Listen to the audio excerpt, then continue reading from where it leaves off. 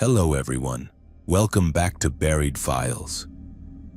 Tonight we are confronting a new realm of fear with 8 of the most disturbing true home alone horror stories ever documented.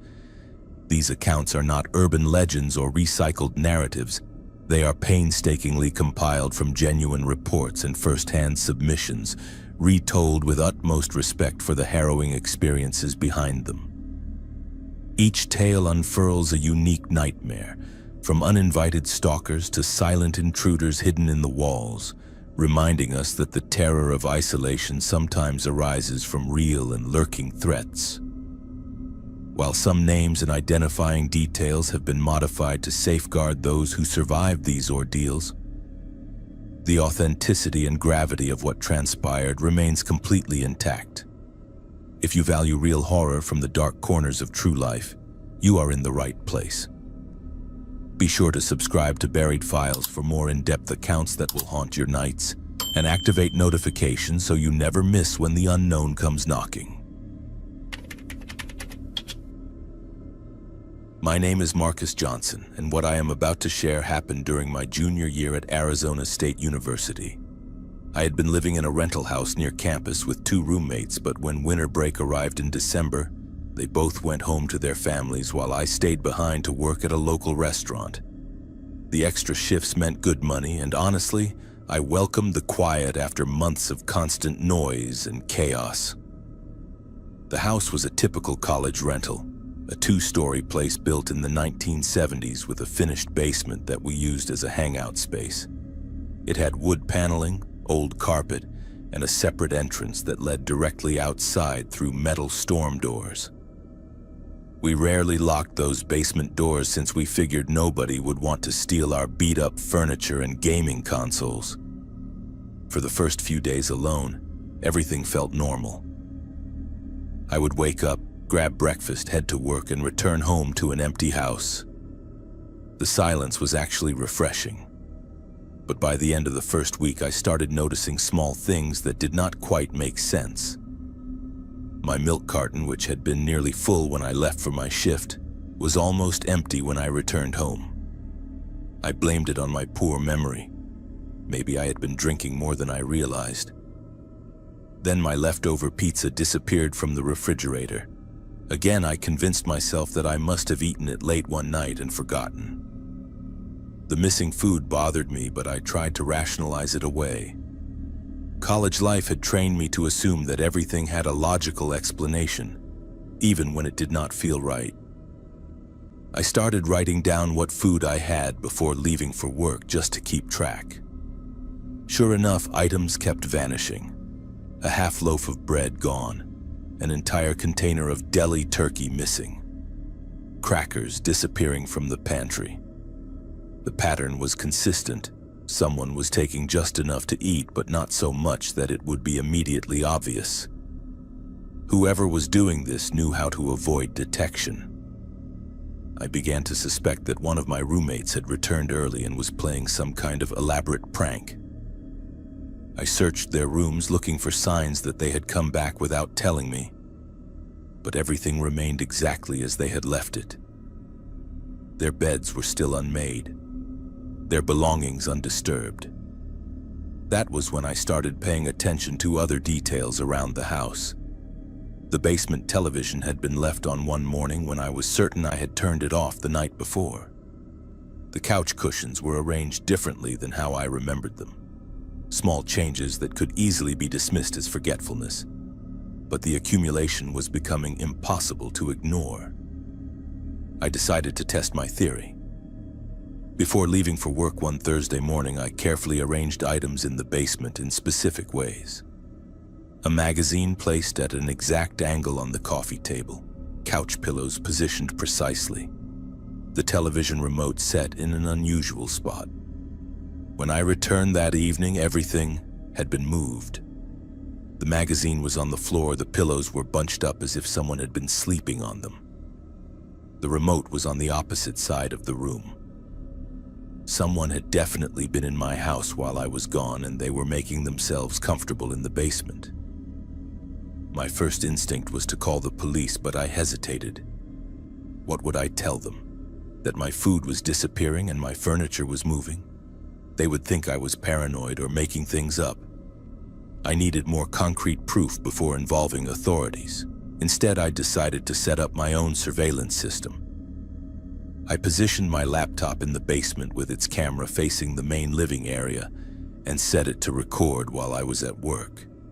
The battery would not last all day, but it might capture something useful. The next evening, I rushed home and immediately checked the recording. For the first 2 hours, nothing happened. The basement remained empty and still. But then, at the 3-hour mark, I watched in absolute horror as the basement door opened and a man emerged from behind the water heater. He was middle-aged, wearing dirty clothes that looked like they had not been changed in weeks. His hair was greasy and unkempt, and he moved through the basement with the confidence of someone who knew the layout intimately. He walked to the couch, sat down, and turned on the television as if he owned the place.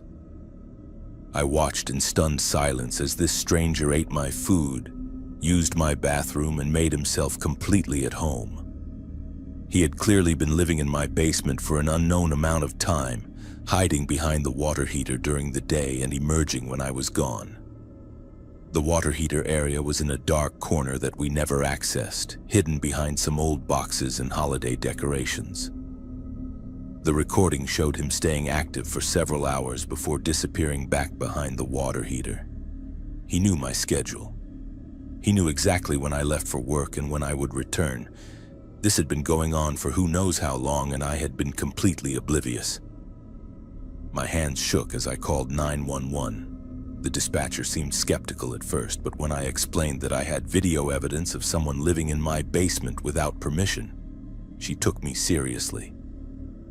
Police arrived within 20 minutes and I showed them the recording. 4 officers searched the house while I waited outside. They found his makeshift living space behind the water heater, a sleeping bag, bottles of water, and containers for human waste. He had created a small but functional living area in the darkest corner of the basement, complete with stolen food items and personal belongings that I had assumed were lost or misplaced over the months. The man was not there when they searched, but they found evidence that he had been coming and going through the basement storm doors, which had a broken lock that we had never bothered to fix. He had probably been watching the house for weeks before moving in, learning our routines and finding the perfect hiding spot. Officers told me that this was more common than people realized. Empty or partially occupied homes near college campuses were frequent targets for transients looking for temporary shelter. They often chose basements, attics, or other rarely used spaces where they could hide during the day and move around when residents were gone. The police set up surveillance and caught him 2 days later when he returned to collect his belongings. He had been living in my basement for over 6 weeks, surviving on stolen food and using our utilities. During questioning, he admitted that he had been in the house even when my roommates were there. But it was much easier to move around freely when I was alone. What disturbed me most was learning that he had been watching me sleep. He knew my schedule so well because he had been observing me for weeks, noting when I went to bed, when I woke up, and when I left for work. He had complete access to the house and had been moving through it silently while I was unconscious upstairs. The man was arrested for breaking and entering, burglary, and criminal trespass. He had a history of similar incidents and had been homeless for several years. The police explained that he probably chose our house because it looked like a typical college rental. Easy access, minimal security, and residents who were often away. I could not sleep in that house for weeks afterward. Every sound made me wonder if someone else was hiding somewhere, waiting for me to leave or fall asleep. We installed new locks, security cameras, and motion sensors throughout the house. I checked behind that water heater obsessively even though I knew it was empty. My roommates returned from break to find the house transformed into a fortress. When I explained what had happened, they were horrified but also fascinated. They wanted to see the video and hear every detail about how someone had been living with us without our knowledge. The story spread quickly through our friend group and became legendary on campus, but for me it was not an interesting story to share at parties. It was a fundamental violation of safety and security that changed how I viewed private spaces forever. The idea that someone can secretly share your home, watch your routines, and live off your resources without detection is terrifying in a way that few people truly understand unless they have experienced it. Even now, years later, I still check behind water heaters and in dark corners whenever I move to a new place. I secure every possible entry point and remain hyper-vigilant about unexplained changes in my environment. That experience taught me that home invasion does not always involve broken windows or kicked-in doors. Sometimes the most dangerous intruders are the ones you never know are there. The basement tenant had been my unwelcome roommate for over a month, and if I had not started paying attention to the small details, he might have continued living there indefinitely. That realization still gives me chills, knowing that someone was sharing my space, breathing the same air, and watching my life unfold from the shadows. My name is Emma Rodriguez, and I am a single mother living in Tampa, Florida. What happened to me 3 months ago still makes me question everything I thought I knew about safety and technology. It was a Tuesday night in June when Hurricane Debbie was approaching the coast, bringing with it the kind of electrical storms that turn the sky into a war zone. My daughter Sophia was only 8 months old at the time, and like most new mothers, I had become obsessed with monitoring her sleep. I had installed one of those high-tech baby monitors with video and audio capabilities, the kind that connects to your phone and promises to give you peace of mind. The base unit sat on Sophia's dresser, and I kept the handheld receiver with me wherever I went in the house. That particular evening, the storm had knocked out power to half the neighborhood, but our house still had electricity. The wind was howling outside and rain pelted against the windows with such force that I worried the glass might crack. Sophia had been fussy all day because of the atmospheric pressure, but she had finally fallen asleep around 8 o'clock. I was in the kitchen washing dishes when the baby monitor started acting strangely. Instead of the usual soft static or gentle breathing sounds from Sophia's room, I began hearing what sounded like fragments of conversation. At first, I assumed it was interference from other electronic devices in the neighborhood, something that occasionally happened during storms. The voices were faint and distorted, cutting in and out with the static. I could not make out specific words, but there seemed to be at least 2 people talking back and forth. I walked closer to Sophia's room to check if the sounds were actually coming from there, but when I peeked inside, she was sleeping peacefully. The voices were definitely coming through the monitor, not from the room itself. I tried adjusting the frequency settings, thinking maybe the device was picking up radio transmissions or signals from another baby monitor in the area. But as I fiddled with the controls, the voices became clearer, and what I heard made my blood run cold. A man's voice said, "She put the baby down about 20 minutes ago." Then a second voice, also male, replied, "Good. Give it another hour before we make our move." I stood frozen in my kitchen, gripping the monitor so tightly that my knuckles turned white. These were not random radio signals or crossed wires from another family's baby monitor. These people were talking about me and Sophia, and they seemed to know our schedule with frightening accuracy. The conversation continued sporadically over the next few minutes, always with the same 2 voices discussing details about our house and routine.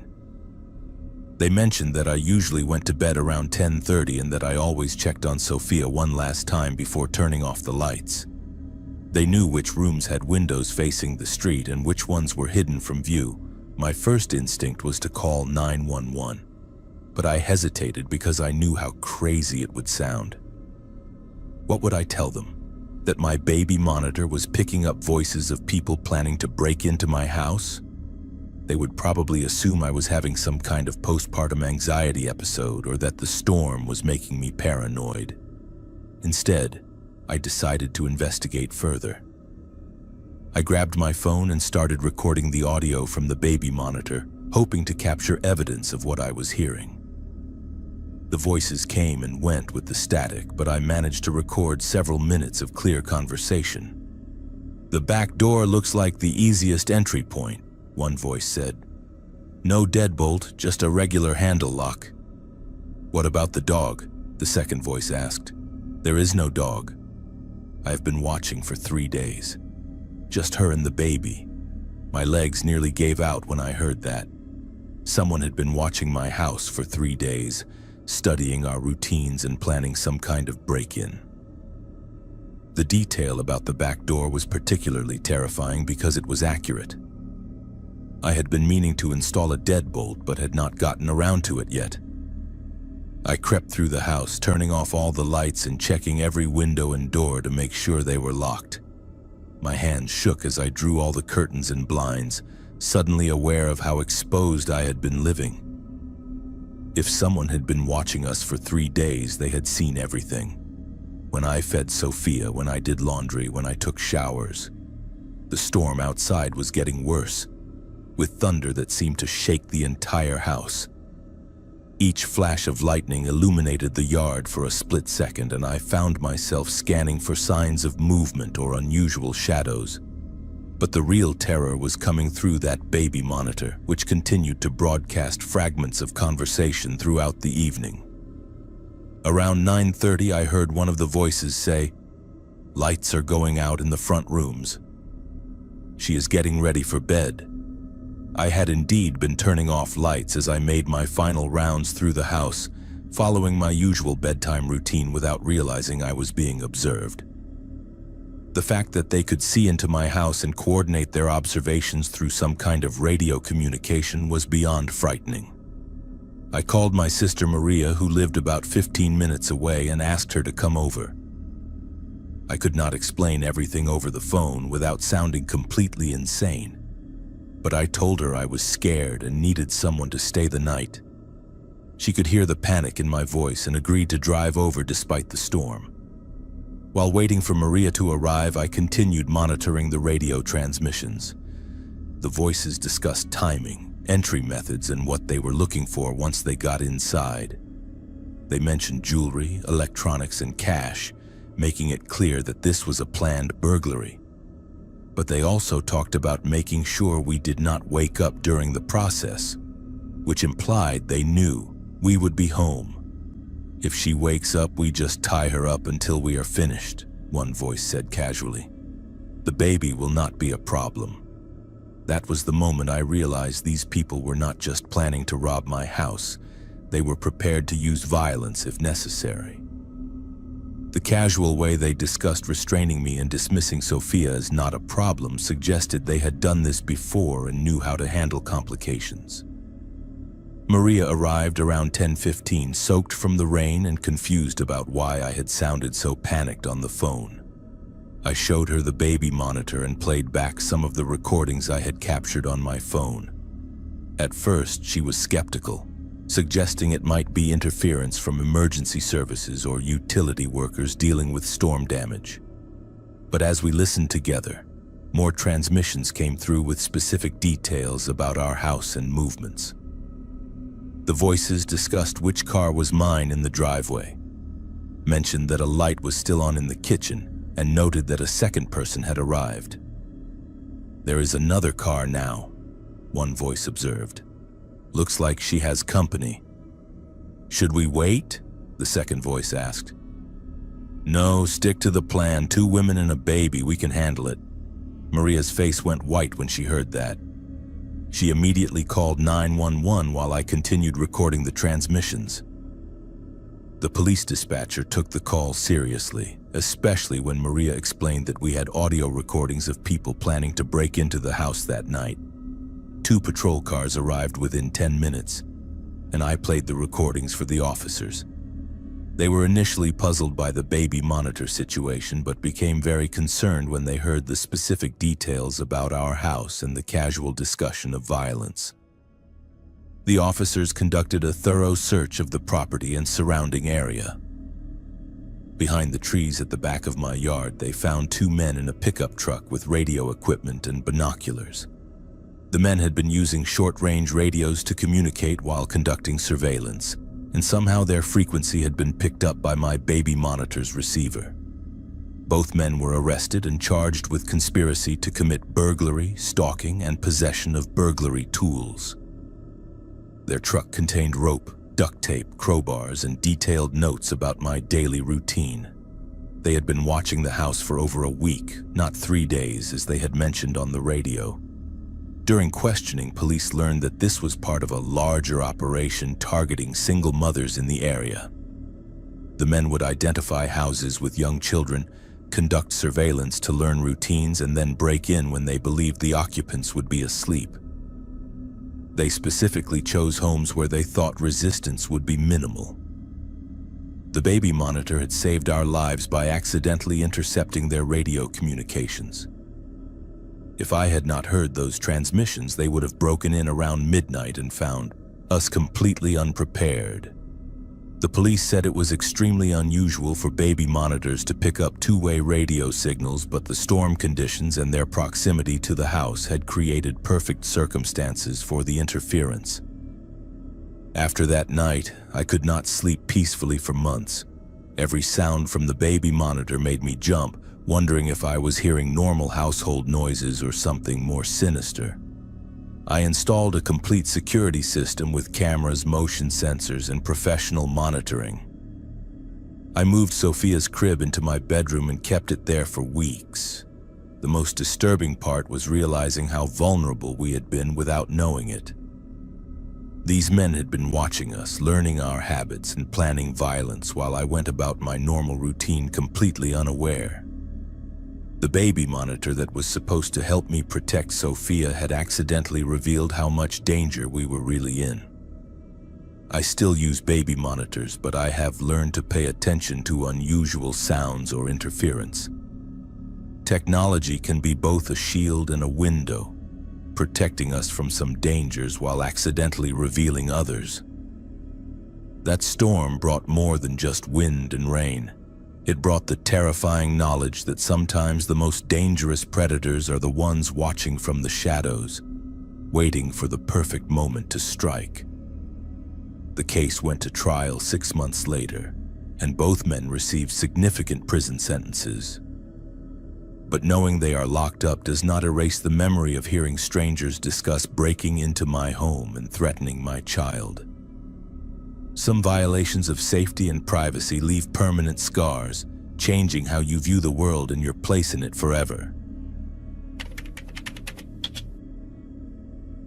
My name is Tyler Washington, and I work as a night security guard for a large office complex in Detroit, Michigan. Due to the pandemic, my company had transitioned to remote monitoring, which meant I could do most of my job from home using multiple computer screens and camera feeds. It was actually perfect for me. I could work nights while taking care of my elderly grandmother during the day, and the pay was decent enough to support both of us. Our house is a small 2-story place in a quiet neighborhood where most residents are elderly or working families. I had converted the basement into my home office, setting up multiple monitors to watch security feeds from various buildings downtown. The setup was impressive. 6 large screens showing different angles of lobbies, parking garages, and office floors that I monitored from midnight until 8 in the morning. My routine was consistent and methodical. I would start my shift at midnight, make coffee, and settle into my chair for 8 hours of surveillance. Every hour I would do a virtual patrol, checking each camera feed systematically and documenting anything unusual. Around 3 in the morning, I would take a 15-minute break to stretch my legs and grab a snack from the kitchen. At 6, I would make another cup of coffee to get through the final stretch. This routine had been working perfectly for almost a year when something started to feel wrong. It began 3 weeks ago on a Tuesday night when I heard footsteps upstairs during my shift. At first, I assumed it was my grandmother getting up to use the bathroom, which happened occasionally despite her usually sleeping soundly through the night. But when I checked on her a few minutes later, she was fast asleep in her bed. The next night I heard the same pattern of footsteps around the same time.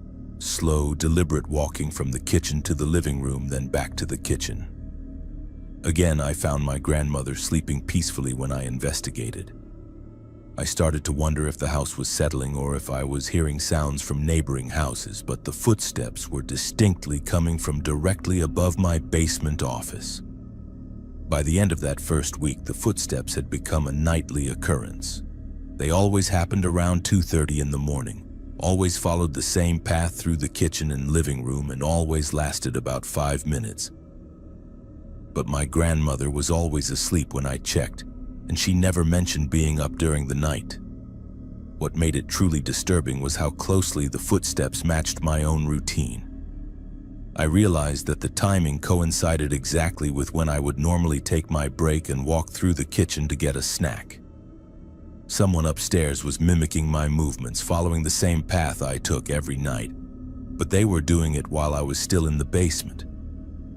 I started paying closer attention to other sounds in the house. The coffee maker would turn on at 3:15 every morning, which was when I typically made my second pot of coffee. But I had not turned it on. I would hear the familiar beep of the microwave around 4 o'clock, the exact time I usually heated up leftover dinner. Cabinet doors would open and close in the kitchen, following the pattern of my usual snack preparation. The most unnerving part was hearing my own routine being performed upstairs while I sat in the basement doing my job. It was like listening to a recording of my normal night. Except I was not the one making those sounds. Someone else was moving through my house, opening my cabinets, using my appliances, and following my schedule with disturbing precision. I began documenting everything, writing down the exact times I heard footsteps, appliance sounds, and cabinet doors. The pattern was incredibly consistent. Every sound happened at the precise time I would normally make that movement or use that appliance. Whoever was in my house had been watching me long enough to memorize my entire routine. The footsteps were always the same weight and pace as my own. The coffee maker ran for exactly the same duration I typically used. Even the microwave would beep for the same number of times I usually set it for. This level of detail suggested someone had been observing me for weeks or months, learning every aspect of my nightly habits. I installed a security camera in the kitchen, angled to capture the main walking area where I heard most of the sounds. The first night with the camera, I watched my monitors while simultaneously listening to the familiar footstep pattern above me. But when I checked the kitchen camera feed, the room was completely empty.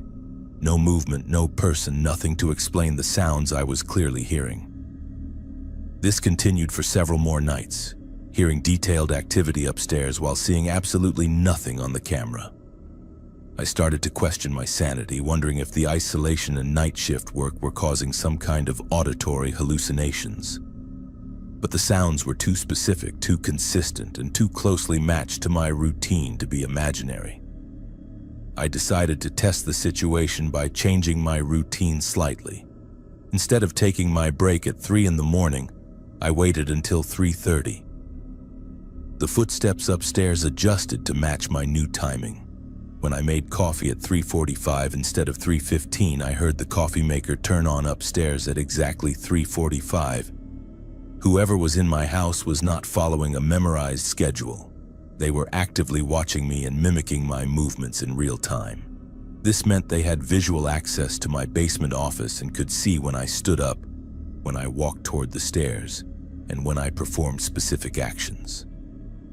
I spent an entire night searching for hidden cameras or other surveillance equipment in the basement, but found nothing. The house had been thoroughly renovated before we moved in, with new electrical work and updated systems, so it seemed unlikely that someone had installed monitoring devices during construction. The breakthrough came when I decided to remain completely still during my usual break time. I sat in my chair, did not make coffee, did not go upstairs, and did not follow any part of my normal routine. For the first time in weeks, the house remained silent. No footsteps, no appliances, no cabinet doors. Whoever was upstairs was clearly responding to my actions, not following a predetermined script. I realized that someone had been living in my house, hiding somewhere during the day when my grandmother and I were active, and emerging at night to shadow my movements. They had learned my routine so perfectly that they could anticipate my actions and move through the house while staying just out of sight. The next night, I pretended to start my normal routine but stopped halfway through. I walked toward the stairs as if going to the kitchen, then quietly returned to my monitors. Within seconds, I heard footsteps upstairs moving toward the kitchen. Someone was definitely following me, staying one room ahead to avoid detection. I called the police and explained the situation, though I knew it sounded bizarre.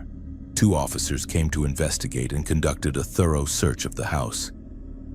They found evidence that someone had been living in the crawl space above the main floor ceiling, a small area accessible through the attic that provided a perfect hiding spot with visual access to most rooms through gaps in the old ceiling. The space contained blankets, food containers, and a small notebook filled with detailed observations about my grandmother's and my daily schedules.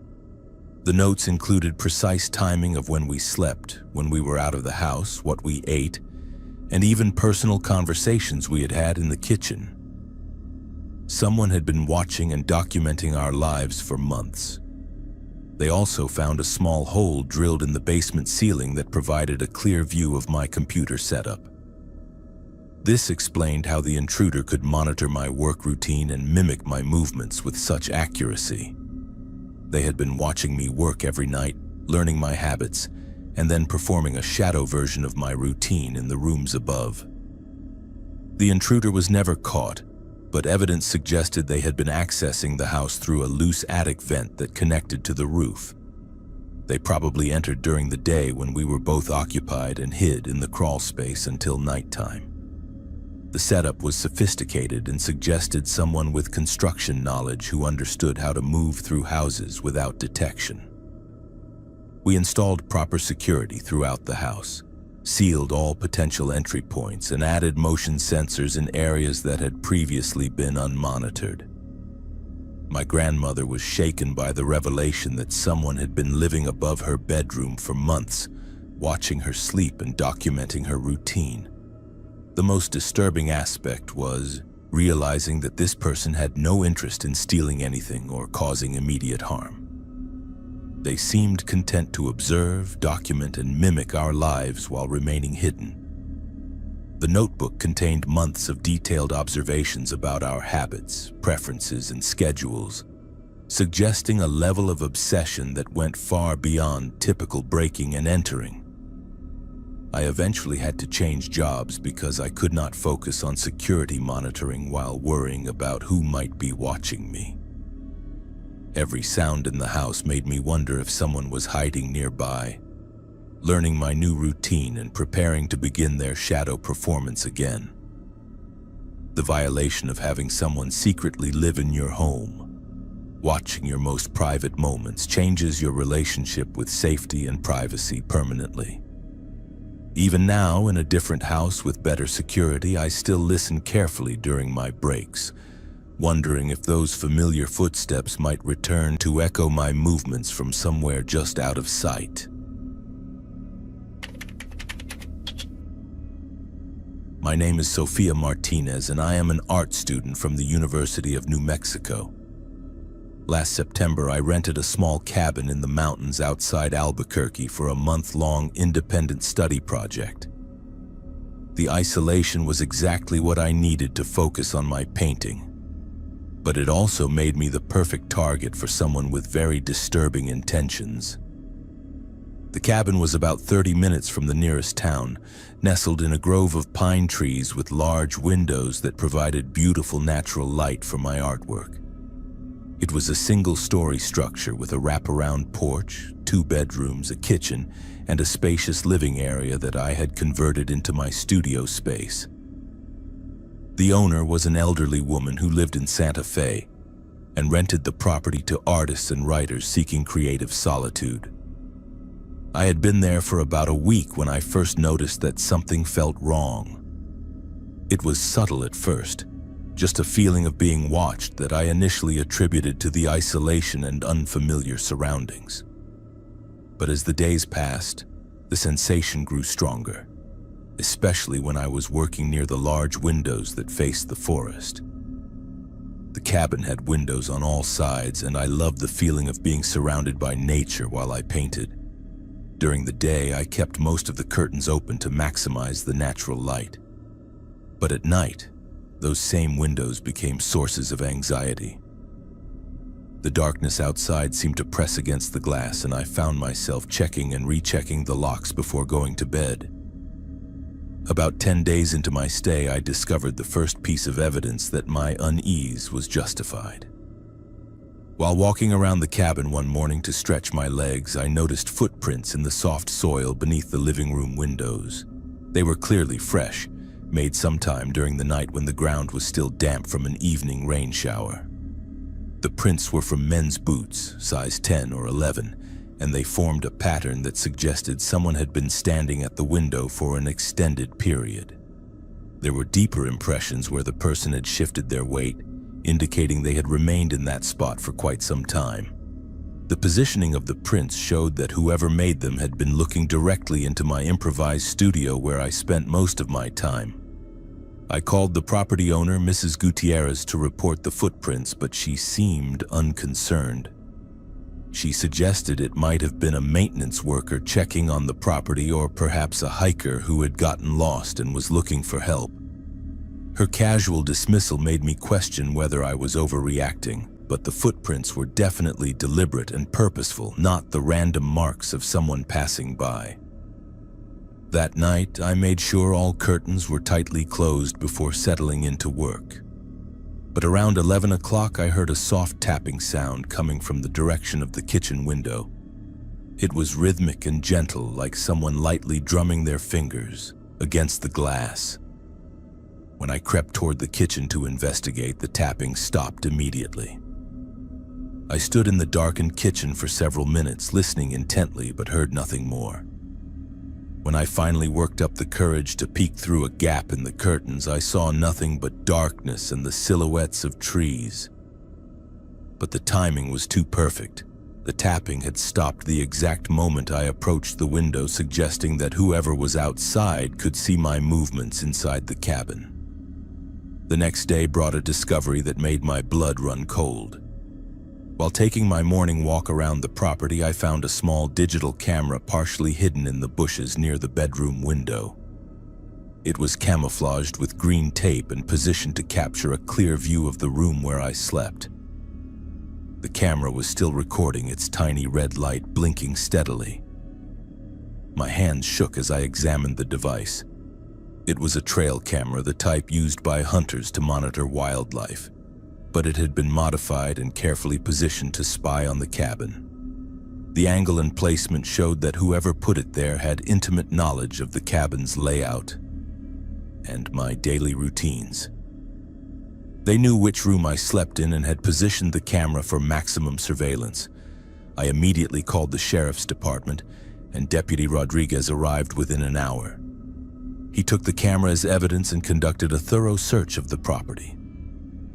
We found 2 more cameras, one near the living room window where I did my painting, and another positioned to monitor the front entrance and my car. The cameras had been recording for at least a week, capturing footage of me arriving, unpacking, setting up my studio, and going about my daily routine. Deputy Rodriguez explained that this level of surveillance suggested someone was not just randomly spying, but was specifically targeting me and studying my habits for some unknown purpose. The most disturbing discovery came when we examined the memory cards from the cameras. They contained hours of footage showing me working, sleeping, cooking, and moving through the cabin completely unaware that I was being watched. But there were also videos taken from inside the cabin showing that someone had been entering the property while I was away. The interior footage showed a man in his 40s wearing dark clothing and gloves moving through my living space with disturbing familiarity. He went through my belongings, examined my paintings, and spent considerable time looking through my personal items. In one video, he was sitting on my bed holding one of my sweaters and bringing it to his face. Deputy Rodriguez identified the man as someone with a history of stalking and breaking into properties rented by young women. His name was David Kellerman, and he had been arrested twice before for similar behavior in Colorado and Arizona. He specifically targeted isolated rental properties where single women stayed alone, using surveillance equipment to study their routines before escalating to break-ins. The investigation revealed that Kellerman had been watching the cabin for weeks before I arrived, waiting for the right tenant. He had somehow gained access to the rental listings and specifically chose properties rented by young women who would be staying alone for extended periods. My artist residency made me a perfect target because he knew I would be isolated and focused on my work. Police found his campsite about half a mile from the cabin, hidden in a dense area of forest. He had been living there for over a month, equipped with sophisticated surveillance equipment, camping gear, and detailed notes about my daily activities. His notebook contained my schedule, descriptions of my appearance, and disturbing personal observations about my habits and preferences. The campsite also contained photographs that he had taken of me through the cabin windows, printed on a portable printer. Some were taken during the day while I was painting, others at night when I was getting ready for bed. The photos were organized chronologically and included written comments about my appearance and activities that made it clear this was not random voyeurism, but an obsessive fixation. Kellerman was arrested 2 days later at a gas station in town where he was purchasing supplies. The police found additional surveillance equipment in his truck, along with cable ties, duct tape, and other items that suggested his intentions went far beyond simple observation. Deputy Rodriguez told me that based on the evidence, they believed he was planning to eventually approach or confront me directly. During questioning, Kellerman admitted to stalking multiple women in similar situations over the past 5 years. He would identify isolated rental properties, conduct surveillance for weeks, and then escalate to breaking in and spending time in their living spaces while they were away. In some cases, he had been living in or near rental properties simultaneously with his victims for weeks without their knowledge. The psychological evaluation revealed that Kellerman was obsessed with the idea of sharing living spaces with women without their consent. He derived satisfaction from being close to them, learning their habits, and infiltrating their private lives while remaining undetected. The cameras allowed him to feel connected to his victims even when he was not physically present. I had to cut my residency short and return to Albuquerque, but the experience left me with lasting trauma that affected my ability to work alone or stay in isolated locations. The knowledge that someone had been watching me sleep, documenting my movements, and entering my living space while I was gone created a violation of privacy that took months of therapy to address. The case went to trial 6 months later, and Kellerman was sentenced to 8 years in prison for stalking, breaking and entering, and violation of privacy. But knowing he is locked up does not erase the memory of seeing those photographs of myself taken without my knowledge, or the realization that someone had been sharing my living space and studying my life with such obsessive detail. Mrs. Gutierrez installed comprehensive security systems at the cabin and now screens tenants more carefully. But she told me that the experience made her reconsider renting to single women staying alone. The isolation that makes these properties attractive to artists and writers also makes them ideal hunting grounds for predators who know how to exploit vulnerability and privacy. I still paint, but I no longer work near large windows or stay in isolated locations alone. The art that was supposed to come from solitude and natural beauty instead came from the terrifying knowledge that privacy is often just an illusion, and that the most dangerous watchers are the ones you never know are there. My name is Jackson Miller, and I am 17 years old from Burlington, Vermont. What happened to me last fall during my uncle's business trip still makes me question how well we really know the people we trust. I was house sitting for my Uncle David, who lives in a quiet residential neighborhood about 15 minutes from where my parents and I live. He had asked me to stay at his place for 2 weeks while he traveled to Europe for work, taking care of his elderly cat and making sure the house looked occupied. Uncle David lived alone in a modest 2-story colonial house on Maple Street, surrounded by families who had been neighbors for years. It was the kind of neighborhood where people knew each other's names, borrowed lawnmowers, and looked out for one another. Before leaving, my uncle introduced me to several neighbors and gave them my phone number in case any problems arose while he was away. The most helpful of these neighbors was Mr. Peterson, a man in his 50s who lived 3 houses down. He worked from home as some kind of consultant and seemed to know everyone in the neighborhood. Uncle David told me that Mr. Peterson was incredibly reliable and had helped with various house projects over the years. He had a key to the house for emergencies and had offered to check on me periodically while I was staying there alone. For the first few days, everything went smoothly. I attended school during the day and returned to Uncle David's house in the evening to do homework, feed the cat, and maintain my normal routine. Mr. Peterson stopped by twice during that first week, once to bring me some homemade cookies from his wife and another time to check that the heating system was working properly. I appreciated his attention and kindness, especially since I was still adjusting to sleeping in an unfamiliar house. Mr. Peterson seemed genuinely concerned about my well-being and made sure I had his phone number in case I needed anything. He mentioned several times that I should not hesitate to call him, even in the middle of the night, if anything seemed wrong or if I felt unsafe. By the end of the first week, Mr. Peterson's visits had become a daily occurrence. He would stop by every evening around 6 o'clock, always with some practical reason, checking the mail, inspecting the exterior lights, or bringing me food that his wife had prepared.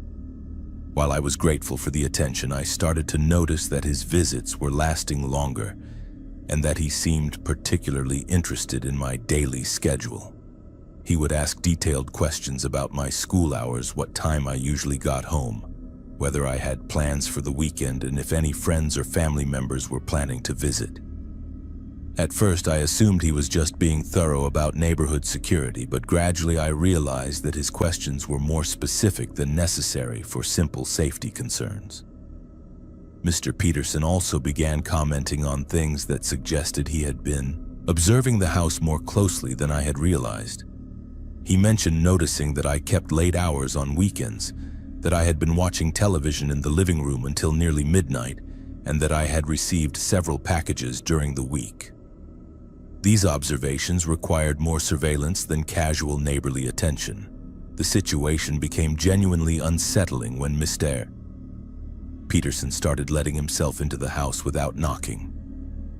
He would use his emergency key and appear in the kitchen while I was doing homework or watching television, always with some excuse about checking on the furnace or investigating a strange noise he had heard.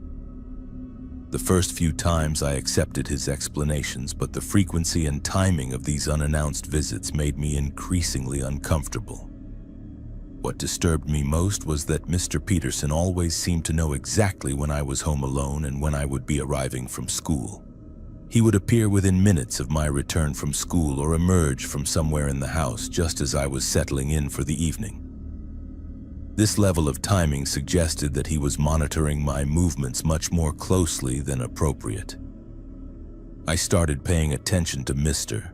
Peterson's behavior and noticed details that should have alarmed me earlier. He knew which lights I typically turned on in the evenings, what I usually ate for dinner, what television programs I watched, and even what time I usually went to bed. This knowledge required observation that went far beyond casual neighborly interest. One evening, I decided to test my growing suspicion by varying my routine. Instead of coming straight home from school, I went to the library and stayed until nearly 8 o'clock. When I finally arrived at Uncle David's house, Mr. Peterson was waiting in his driveway, and immediately approached me, asking why I was so late and whether everything was all right. His concern seemed excessive for someone who was simply watching out for me, and his knowledge of my usual schedule was too precise to be casual observation.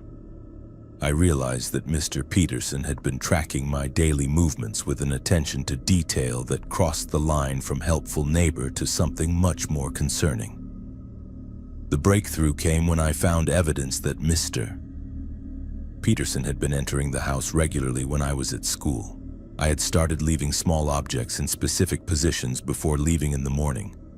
A book placed at a particular angle, a coffee cup positioned precisely on the counter, a magazine folded to a specific page.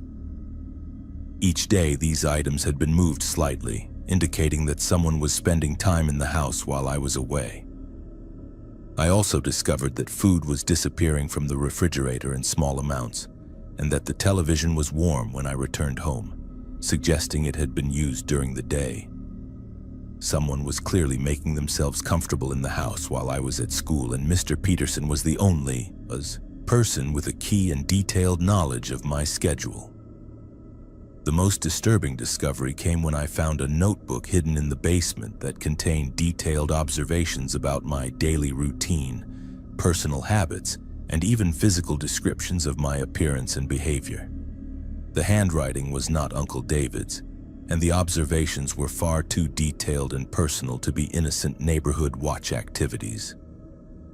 The notebook contained entries spanning several weeks, including dates before I had even arrived to house sit.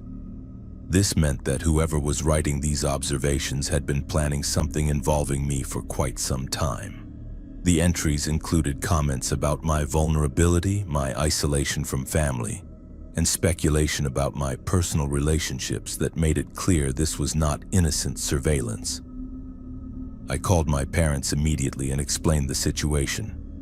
They drove over that night and helped me search the house more thoroughly. We found additional evidence that someone had been using the house regularly, including personal items that did not belong to Uncle David and modifications to the basement that created a small living space behind the furnace. When we called the police, they took the situation very seriously. Detective Williams explained that using emergency access to enter someone's home for unauthorized surveillance was a serious crime, especially when it involved monitoring a minor. The notebook provided clear evidence of stalking behavior that had escalated to the point of illegal entry and invasion of privacy. The police arrested Mr. Peterson the next morning when they found him in Uncle David's house while I was at school. He had been using his emergency key to enter the property daily, sometimes spending several hours inside while I was away. He had created a comfortable setup in the basement where he could monitor my activities and document his observations about my routine and behavior. During questioning, Mr. Peterson admitted that he had been planning this surveillance for months, waiting for an opportunity when Uncle David would be away and I would be staying alone. He had volunteered to be the neighborhood contact specifically so he could gain access to the house and monitor me without suspicion. His helpful neighbor persona was entirely calculated to gain trust and access. The investigation revealed that Mr. Peterson had a history of similar behavior involving other young people in previous neighborhoods. He would identify vulnerable situations where teenagers were staying alone and position himself as a helpful adult figure while secretly conducting surveillance and documenting their personal lives. In 2 previous cases, his behavior had escalated to physical confrontation when his victims had become suspicious. Mr. Peterson was charged with stalking, breaking and entering, invasion of privacy, and endangering the welfare of a minor. The case went to trial 8 months later and he was sentenced to 5 years in prison. But the psychological impact of learning that someone I trusted had been secretly living in the house and monitoring my every move took much longer to process. Uncle David was devastated to learn that someone he had trusted with his home and my safety had been using that trust to prey on me.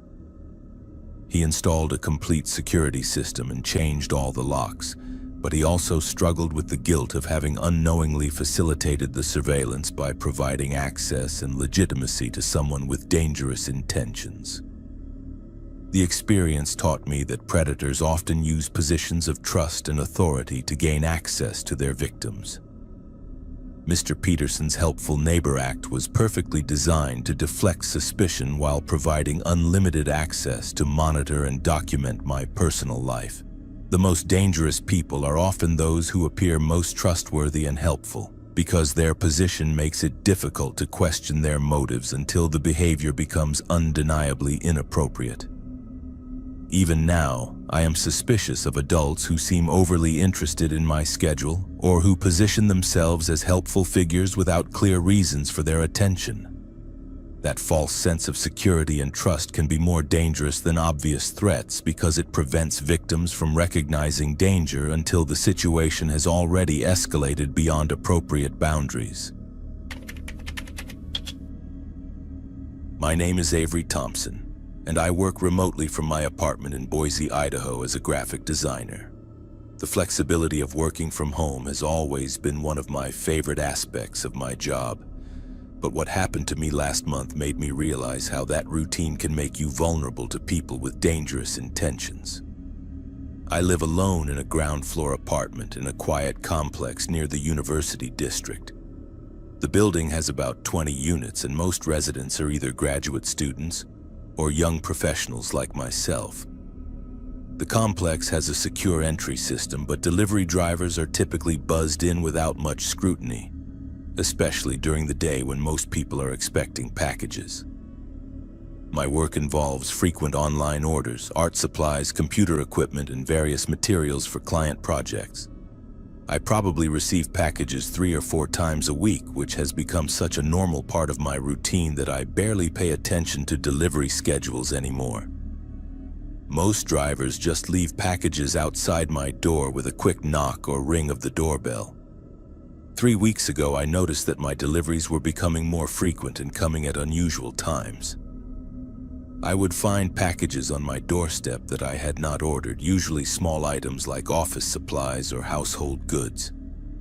At first, I assumed there was some mix-up with addresses or that my upstairs neighbor was having items delivered to the wrong unit. The packages were always addressed to me, though, with my correct name and apartment number. When I checked my credit card statements and online accounts, I could not find any record of having ordered these items. I called a few of the shipping companies to report the error, but they insisted the items had been legitimately ordered from my address using valid payment information. After about a week of mysterious deliveries, I decided to stay home one day and watch for the delivery driver to see if I could figure out what was happening. Around 2 o'clock in the afternoon, my doorbell rang and I immediately went to answer it. Standing outside was a man in a delivery uniform holding a small package. He was in his 30s, average height, with dark hair and an overly friendly demeanor that seemed forced. When I opened the door, he smiled broadly and said he had been making deliveries to my apartment for several weeks and wanted to make sure I was satisfied with the service. He asked detailed questions about my work schedule, whether I was usually home during the day, and if I lived alone. The questions felt intrusive, but I assumed he was just being thorough about delivery logistics. I mentioned that I worked from home most days and that packages could be left outside my door if I was not available to answer. He seemed pleased by this information and lingered outside my apartment for several more minutes, making small talk about the neighborhood and complimenting my apartment's location. After he left, I realized that legitimate delivery drivers rarely have extended conversations with recipients or ask personal questions about living situations. His interest in my schedule and living arrangements seemed excessive for someone just delivering packages. I also noticed that he had been looking past me into my apartment while we talked, scanning the interior as if assessing the layout. Over the next few days, the mysterious packages continued arriving. But now I paid closer attention to the delivery process. I noticed that the same driver was making all the deliveries, even though the packages came from different companies that should have been using different shipping services. This suggested that someone was specifically arranging for the same person to have repeated access to my building and apartment.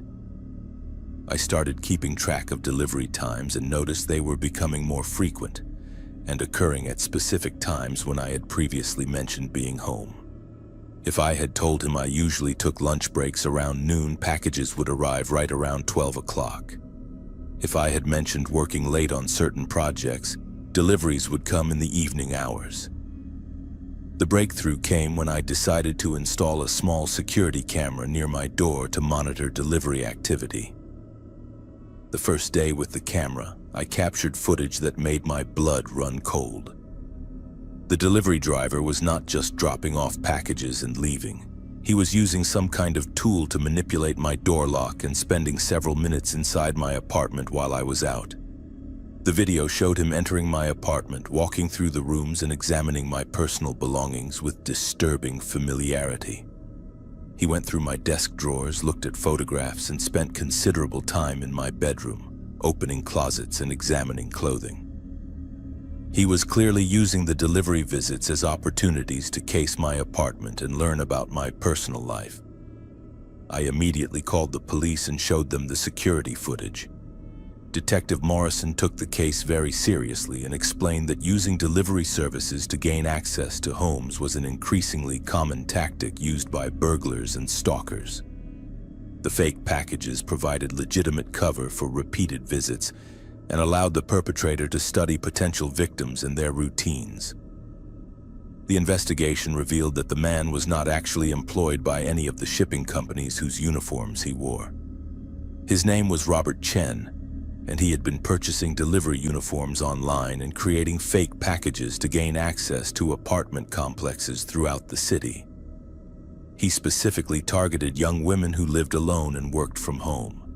Police found his apartment filled with stolen items from dozens of homes, photographs of women taken without their knowledge, and detailed notes about the daily routines of potential victims. He had been conducting this scheme for over a year, using fake deliveries to identify vulnerable targets, and then escalating to burglary or worse. Chen's notes about me were particularly disturbing. He had documented my work schedule, social activities, and even personal habits like what I typically wore around the apartment. He knew when I usually showered, when I ordered food, and when I was most likely to be distracted by work projects. He had been planning something much more serious than simple burglary. The investigation revealed that Chen had a history of sexual assault charges in another state and had been using the delivery scheme to identify and monitor potential victims. Several other women came forward after his arrest, reporting similar experiences with mysterious packages and overly friendly delivery drivers who asked too many personal questions.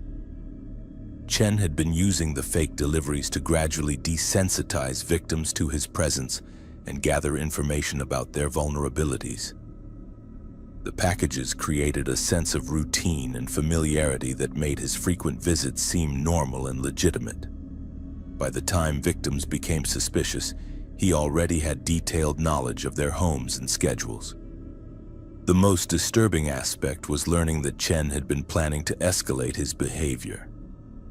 Police found detailed plans for home invasions, including information about which victims would be easiest to overpower and which apartments provided the best opportunities for assault without detection. My security camera had likely prevented a much more serious crime. Chen was arrested and charged with burglary, stalking, identity theft, and possession of stolen property. During the investigation, police linked him to over 30 similar cases across 3 states. He had been using the fake delivery scheme to commit crimes for several years, always moving to new areas when local police began investigating suspicious delivery patterns. The case went to trial 6 months later, and Chen was sentenced to 12 years in prison. But the psychological impact of learning that someone had been systematically infiltrating my personal space and planning to assault me was devastating. I had to move to a different apartment and completely change my work routine and online ordering habits. I now verify all deliveries before accepting packages, require identification from all delivery personnel, and never provide personal information about my schedule or living situation to strangers. I also installed comprehensive security equipment and changed my delivery address to a secure pickup location rather than having items sent directly to my home. The experience taught me that predators are constantly evolving their tactics to exploit new vulnerabilities created by modern conveniences. The rise of online shopping and frequent deliveries has created opportunities for criminals to gain legitimate access to private spaces while appearing to provide normal services. What made Chen's scheme so effective was that delivery drivers are expected to be in residential areas, asking about schedules and having access to buildings and apartments. His fake packages provided perfect cover for surveillance and infiltration activities that would otherwise be obviously suspicious. Even now, I feel anxious whenever my doorbell rings unexpectedly or when delivery drivers ask questions beyond basic logistics. The violation of having someone systematically infiltrate my personal space while pretending to provide a service has permanently changed how I interact with strangers and how much personal information I share in casual conversations. The case highlighted how criminals are adapting to exploit the trust and convenience that modern life depends on, turning everyday interactions into opportunities for predatory behavior that can escalate to serious violence. My name is Dakota Kim, and I am a 20-year-old college student at Vanderbilt University in Nashville, Tennessee. What happened to me last spring during my recovery from ACL surgery still haunts me and has completely changed how I view healthcare workers and the trust we place in people who enter our homes during vulnerable times. I had torn my ACL playing intramural soccer in February, requiring reconstructive surgery that left me bedridden for several weeks with limited mobility. My parents lived in California, so they arranged for a home health aide through a reputable medical agency to help me with daily tasks while I recovered in my off-campus apartment near the university. The apartment was a small one-bedroom place that I normally shared with my roommate Jessica, but she had moved out temporarily to do an internship in Atlanta. This meant I would be alone with whatever healthcare worker the agency assigned to me, which made my parents nervous but seemed necessary given my limited mobility and the pain medication that left me drowsy and disoriented. The agency sent someone named Marcus Williams, a man in his early 30s who had excellent credentials and references from previous clients. He was professional during our initial meeting, explaining his experience with post-surgical care and outlining a schedule for helping me with meals, medication management, and physical therapy exercises. He seemed competent and caring, which put both my parents and me at ease. For the first week, Marcus followed his schedule perfectly. He would arrive at 8 in the morning, help me shower and get dressed, prepare meals, assist with my physical therapy routine, and handle household tasks that I could not manage on crutches. He was professional, respectful of my privacy, and genuinely seemed invested in helping me recover quickly.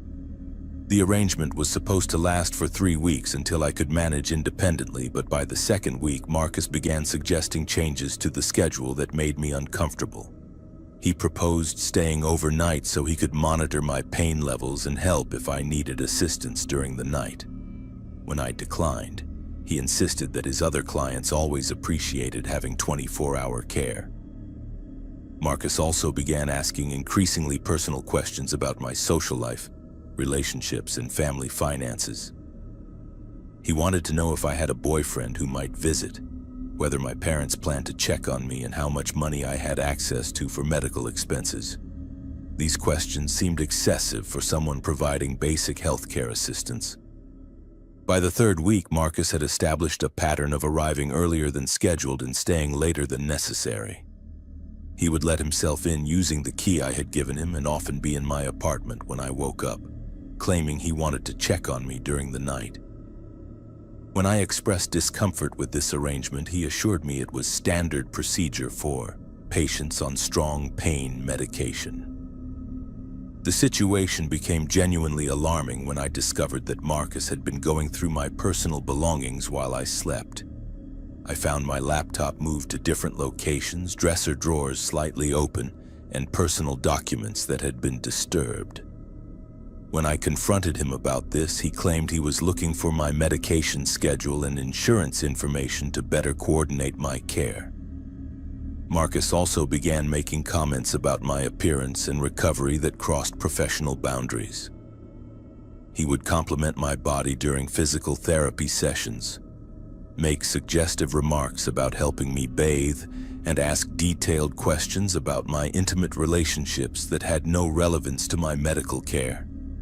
When I tried to redirect these conversations, he would claim he was just being friendly and trying to keep my spirits up. The breaking point came when I woke up one night to find Marcus sitting in my bedroom chair watching me sleep. He claimed he was checking on my breathing and pain levels, but when I asked him to leave, he became defensive and insisted that monitoring patients during sleep was part of his job responsibilities. His presence in my bedroom at 3 in the morning felt predatory and inappropriate.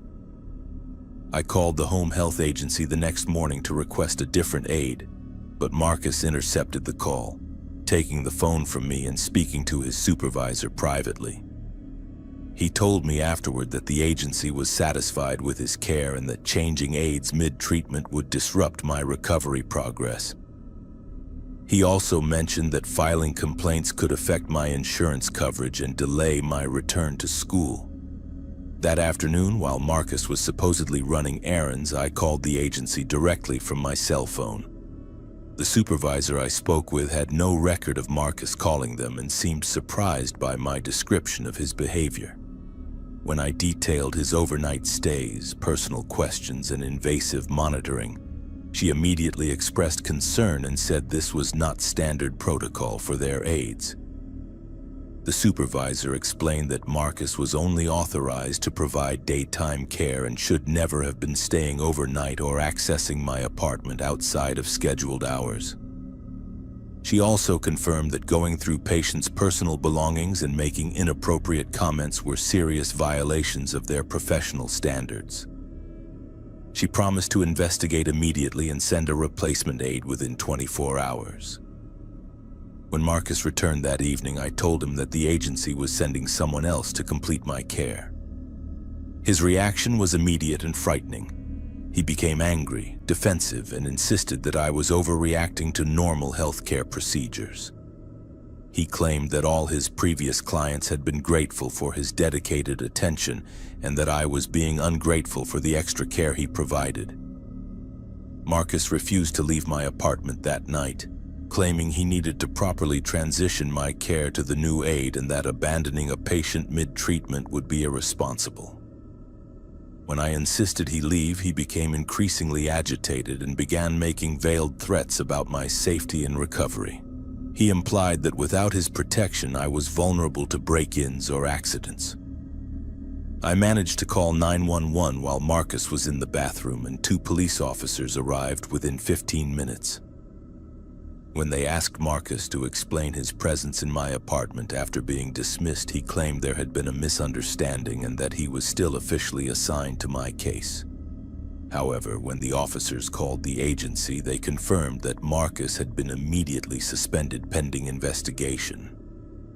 The police escorted Marcus from my apartment, but he returned 2 hours later using the key I had forgotten to retrieve from him.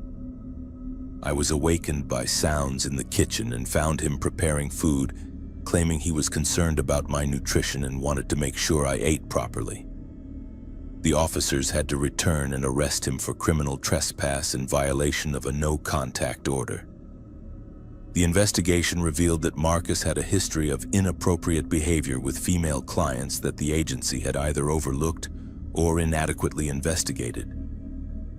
3 previous clients had filed complaints about boundary violations, unauthorized overnight stays, and invasive questioning, but Marcus had managed to explain away each incident as misunderstandings or necessary medical care.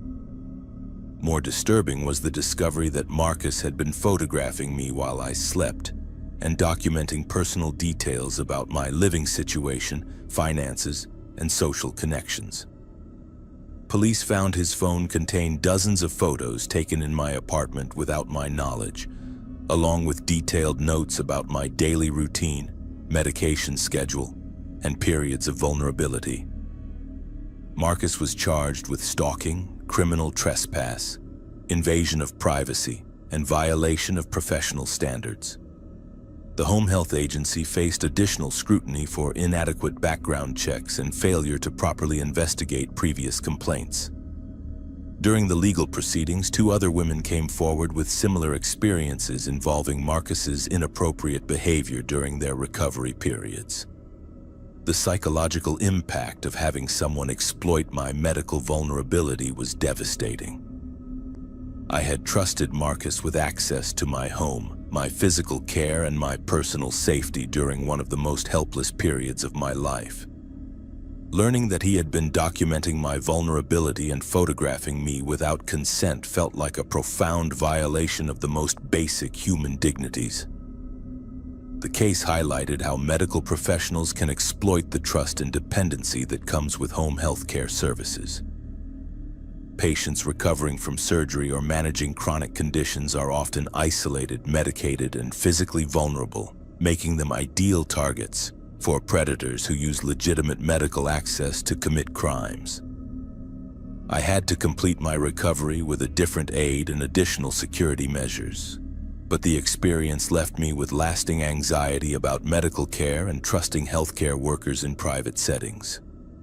The violation of having someone exploit my physical helplessness and medical needs for predatory purposes created trust issues that affected my relationships with all healthcare providers. Marcus was sentenced to 18 months in prison and banned from working in healthcare, but the agency's failure to properly screen and monitor their employees raised broader questions about patient safety in home care situations.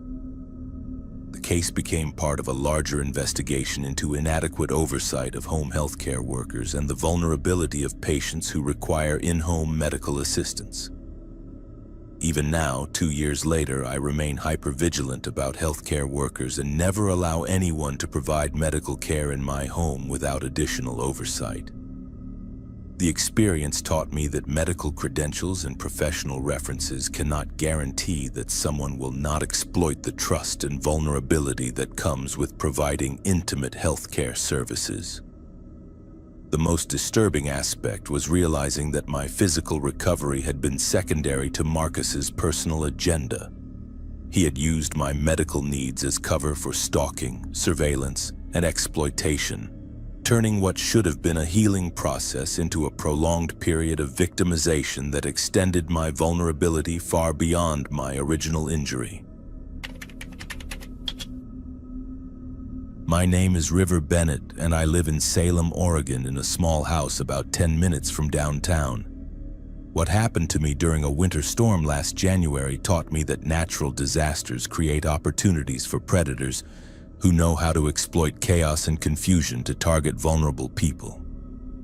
I am 23 years old and work as a freelance web developer, which means I spend most of my time at home working on my computer. I live alone in a modest single-story house in a quiet residential neighborhood where most of my neighbors are elderly or families with young children. It is the kind of place where people know each other by name and look out for one another, especially during emergencies. On January 15th, a massive ice storm hit the Pacific Northwest, bringing with it winds that knocked down power lines and tree branches throughout the region. By 8 o'clock that evening, my entire neighborhood had lost electricity, and the temperature inside my house was dropping rapidly as the heating system shut down. I had prepared for the storm by stocking up on flashlights, batteries, candles, and non-perishable food, but I had not anticipated how isolating and vulnerable the complete loss of power would make me feel. My cell phone had limited battery life, and with no internet or landline service, I was effectively cut off from the outside world. Around 10 o'clock, I heard someone knocking on my front door. When I looked through the peephole with my flashlight, I saw a man in what appeared to be an official utility company uniform holding a clipboard and wearing a hard hat. He identified himself as a power company technician conducting door-to-door checks to assess damage and estimate repair times. The man seemed legitimate. He knew specific details about the storm, mentioned that several transformers in the area had been damaged, and explained that crews were working around the clock to restore power. He asked if I was experiencing any electrical hazards like downed lines near my house or unusual smells that might indicate gas leaks.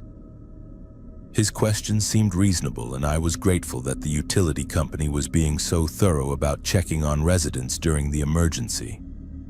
When he asked if I lived alone and whether I had adequate heating sources to get through the night, I told him I was managing well with blankets and a small camping stove for heating food. The technician, who said his name was Frank, explained that the power outage was expected to last at least 2 more days due to the extent of the damage. He offered to check my electrical panel to make sure there were no safety issues that could cause problems when power was restored, and suggested I might want to stay with family or friends if I did not have adequate heating. I appreciated his concern and allowed him to examine the electrical panel in my basement. He spent about 10 minutes looking at the breaker box with his flashlight, making notes on his clipboard and explaining that everything looked safe. Before leaving, he gave me his business card and said crews would return the next day to continue assessments. After Frank left, I felt reassured that professionals were handling the emergency situation. But about an hour later, I heard someone trying to open my back door. When I investigated with my flashlight, I could see the door handle being turned from the outside, and someone was definitely attempting to enter my house. I grabbed a kitchen knife and called out that I was armed and had already called the police. The attempted entry stopped immediately, but I could hear footsteps moving around the outside of my house. Someone was circling the property, testing windows and trying other potential entry points. My cell phone had very little battery remaining, but I managed to call 911 and report the attempted break-in. The dispatcher said multiple officers were responding to emergency calls throughout the city due to the storm, but someone would be sent to check on me as soon as possible. She advised me to remain inside and avoid confronting the intruder directly. While waiting for police, I heard the person continue to move around my house, testing windows and doors systematically. It became clear that whoever was outside was not randomly trying to break in, but was methodically checking every possible entry point as if they were familiar with standard residential security vulnerabilities. About 30 minutes later, I heard someone at my front door again, claiming to be Frank, returning to check on additional safety concerns. But this time his voice sounded different, and when I looked through the peephole, I could not see anyone in the darkness. The person was standing outside the range of my flashlight, which suggested they were deliberately trying to avoid being identified. I refused to open the door and told the person that police were on their way. Immediately, I heard rapid footsteps running away from the house, confirming that this was not a legitimate utility worker, but someone who was using the storm as cover for criminal activity. The police arrived about an hour later and conducted a thorough search of my property. They found evidence that someone had been attempting to pry open windows and had damaged the lock on my back door. Officer Martinez explained that power outages create ideal conditions for burglars who know that security systems are disabled and that residents are isolated and vulnerable. The business card that Frank had given me was fake. The utility company confirmed they were not conducting door-to-door checks and that all their crews were focused on repairing infrastructure, not individual assessments. The uniform and equipment he carried were easily purchased online and provided perfect cover for gaining access to homes during the emergency. Officer Martinez explained that criminals often monitor emergency services during natural disasters, listening to police scanners to identify areas where response times are delayed. They use official-looking uniforms and equipment to gain trust and access, then return later when they know residents are isolated and unable to call for help quickly. The investigation revealed that several homes in the area had been targeted during the storm using similar tactics. The perpetrator would pose as an emergency worker, utility technician, or relief volunteer to gain entry and assess homes for valuables and security weaknesses. He would then return later to commit burglaries when he knew residents were alone and cut off from communication. Police found the man 2 days later when power was restored and security cameras came back online. His name was Michael Torres, and he had an extensive criminal history of using natural disasters and emergencies to commit burglaries and home invasions. He specifically targeted areas where power outages disabled security systems and isolated residents from help. Torres had been monitoring emergency broadcasts and police communications to identify neighborhoods where power outages were expected to last multiple days. He would then pose as various types of emergency personnel to gain access to homes and gather information about residents, security systems, and valuable items that could be stolen later. The fake uniforms and equipment found in his possession were sophisticated and would have fooled most people during an emergency situation. He had uniforms for utility workers, emergency management personnel, and relief volunteers, along with clipboards, identification badges, and other props that made his impersonation convincing. During questioning, Torres admitted to targeting my house specifically because I had told him I lived alone and had valuable electronics for my work. He had planned to return after midnight when he knew I would be isolated and unable to call for help quickly due to limited cell phone battery and poor emergency response times during the storm.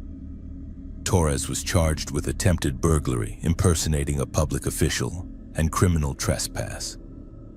The investigation linked him to over 20 similar incidents across 3 states during various natural disasters over the past 2 years.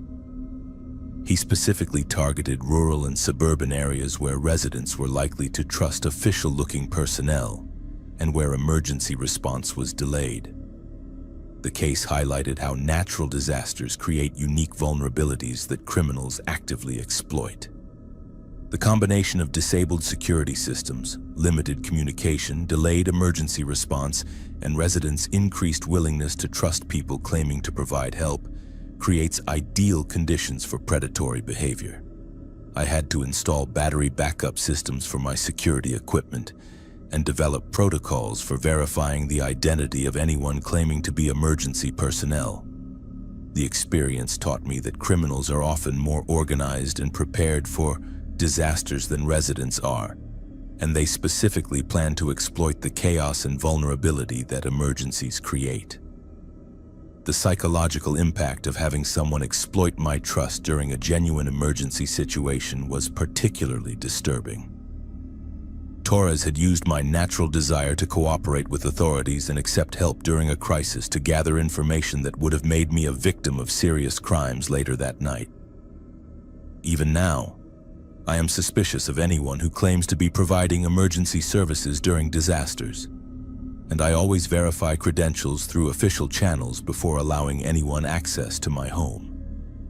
The experience taught me that predators are often the best prepared people during emergencies because they have specifically planned to exploit the vulnerabilities that disasters create in normal security and communication systems. The storm that was supposed to bring my community together instead revealed how isolated and vulnerable we become when our normal safety networks fail, and how quickly criminals can exploit that vulnerability to target people who are just trying to survive difficult circumstances.